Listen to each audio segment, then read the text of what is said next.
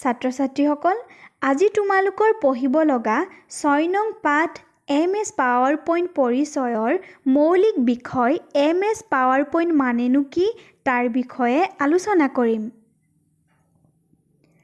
PowerPoint হ'ল কোনো বিষয়বস্তু আনৰ আগত সবিস্তাৰে উপস্থাপন কৰিবলৈ প্ৰেজেন্টেশ্যন বনোৱাত আৰু সেইবোৰ প্ৰদৰ্শন কৰাত সহায়ক এটা প্ৰগ্ৰাম।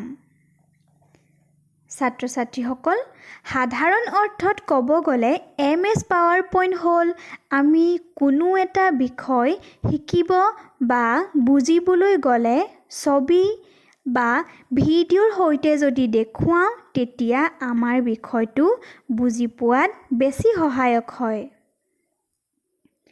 PowerPoint প্ৰগ্ৰামটো এনেকুৱা এটা প্ৰগ্ৰাম য'ত আমি আখৰ, ছবি, ভিডিঅ' আদি সংযোগ কৰি স্পষ্টকৈ দেখুৱাব পাৰি আৰু সেই বিষয়টো আমি অতি সহজে বুজিব পাৰিম। অৰ্থাৎ এই অডিঅ' ভিজুৱেল অৰ্থাৎ শ্ৰৱণ আৰু দৰ্শন পদ্ধতিটোৰে কোনো বিষয় ভালদৰে বুজি পাবলৈ উপযুক্ত পদ্ধতি।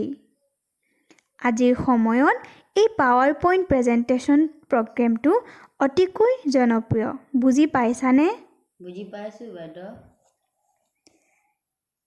এটা প্ৰেজেন্টেশ্যন হ'ল একেটা ফাইলতে ৰখা বা ৰাখিব পৰা slide, hand out, speaker note, outline আদিৰ সংগ্ৰহ।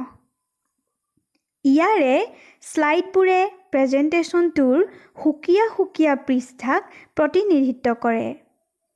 স্লাইডবিলাকৰ টাইটেল, আখৰ, ছবি, বিভিন্ন আকৃতিৰ নক্সা, ক্লিপ আৰ্ট, আন এপ্লিকেশ্যনত বনোৱা দৃশ্য আদিও থাকিব পাৰে।